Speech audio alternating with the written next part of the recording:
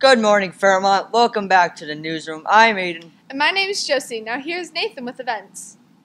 The dance is next Monday from 6 to 8 p.m. Hope to scare you there. There's a new club at Fairmont Junior High called Fashion and Design with Scratch. Are you interested in creating your own fashion designs for a digital runway? Speak with Miss Gurasak. The first meeting is on Wednesday, November 7th at room 20 from 2:45 to 3 p.m. Hey, good morning, Fairmont. Just a real quick reminder that we have a food bank here at Fairmont, and oftentimes we have breads, we have soups, green beans, fruits, that sort of thing, and frozen meats. So if you need food at your house, please let one of your our counselors know, or myself. Thank you.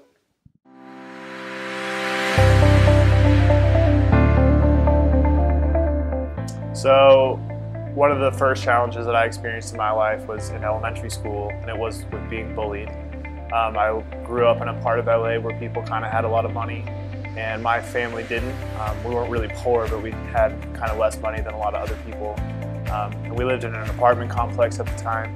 And I remember going to school and going out at recess and things like that and trying to play, and I always remember not really being included in things. And I at one point had this group of people come up to me and be like, well, we can't hang out with you because you and your brother live in an apartment complex and we're not supposed to hang out with you.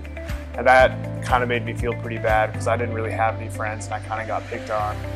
I remember in elementary school as well, I ordered a book one time about Pokemon. The second generation came out and I was trying to learn and know my stuff. And I remember getting that book in class, and a bunch of kids took that book and like playing monkey in the middle with me and making fun of me for like liking Pokemon and thinking that was cool. And it kind of was all through elementary school. That was my experience, and I kind of had low self-esteem. I spent a lot of time trying to be like unnoticed by everybody, students, teachers. I tried to just learn how to blend into other environments and basically like suppress who I wanted to be and who I was to just basically not be picked on, to make myself a smaller target. And that was just kind of how I went through school for a while. And then I eventually moved out of LA and I kind of got a fresh start, but even still I had pretty low self-esteem and I was always like on the defensive from other people. I was always trying to like, what was the next thing someone's gonna do to pick on me? And then in my 7th grade year, I actually made a friend, and I realized that one friend was somebody that I didn't have to be fake around. Like I could be myself, and they accepted me for who I was, and like they valued me for me without needing to pretend to be someone else, and that felt good. And then I made one friend, and I started opening up and being more of myself. Then I made another friend, and then I made another friend, and then by the end of my 9th grade year, I had made quite a few friends. I'd gone from no friends to quite a few, and then the more friends that I made, the more I opened myself up and I started being who I was. And the more I did that, the more friends I made. So it was like this spiraling process.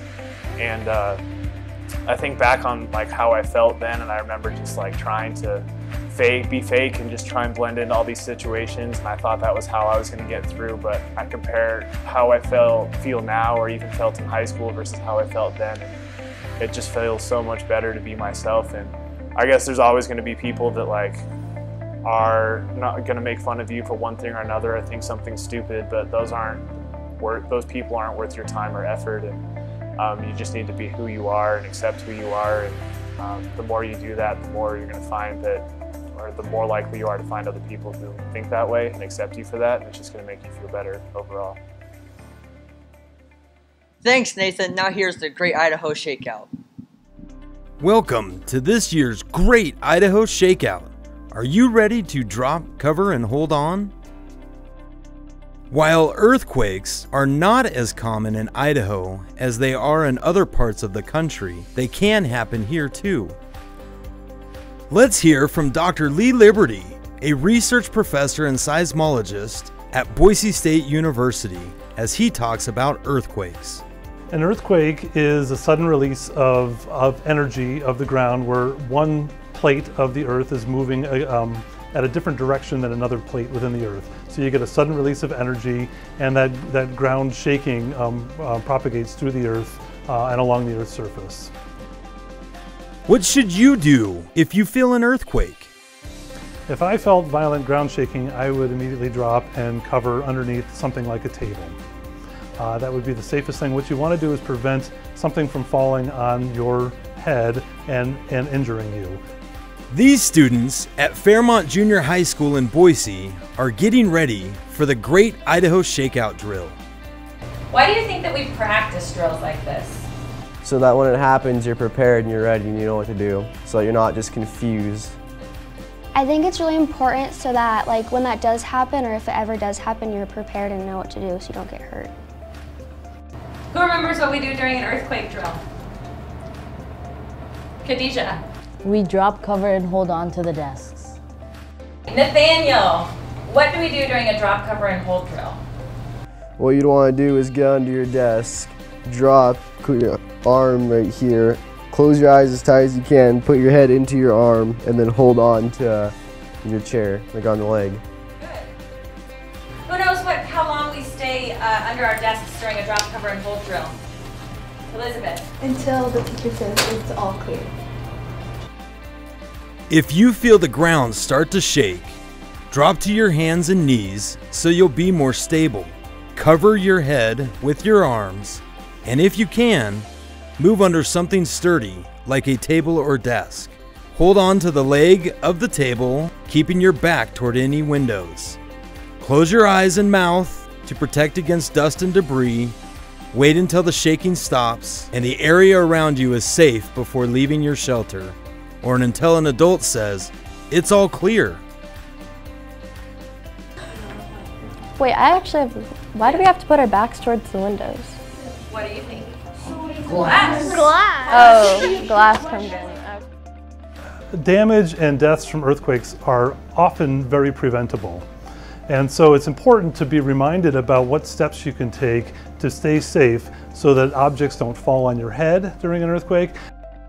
I think the knowledge and awareness really comes from, again, the practice of them doing it. And I think that it made me proud to see that the students were practicing and they knew what to do because we've done it. You know, it's something that's expected in the schools that every teacher and every student will know what to do if that situation happens. Now it's your turn to participate in this year's Great Idaho Shakeout drill.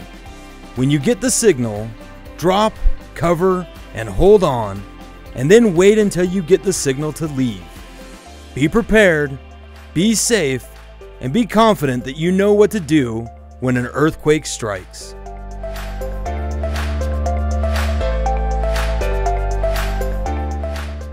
Thank you. Now here's Jacoby with Minute to Win It. Welcome back to the Minute to Win It. This week we have Mr. McGill versus Mr. Hall. Now here's how you play. This game is called traffic yams. Players must push their yam down the table with their nose while staying on the tape. If their yam leaves the tape, then they have to redirect it with their nose. If it falls on the floor, then they have to start all over. First player to cross the line first with their yams wins.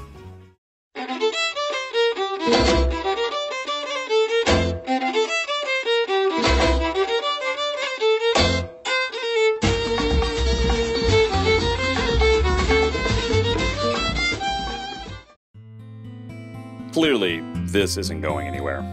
So let's have a chat. When is a game no longer a game? If neither person really plays, can there really be a winner? Or even a loser? And does someone always have to lose in order for a game to be over? These might be some of the questions that you're thinking about as this game goes completely off the rails. But we hope you have a happy Halloween this year, and remember, the only thing we truly have to fear is fear itself. And really big spiders. Those are really scary too. Thanks, Jacoby, and to all the teachers that participated. That's all the time we have for today. Thanks for tuning into the newsroom.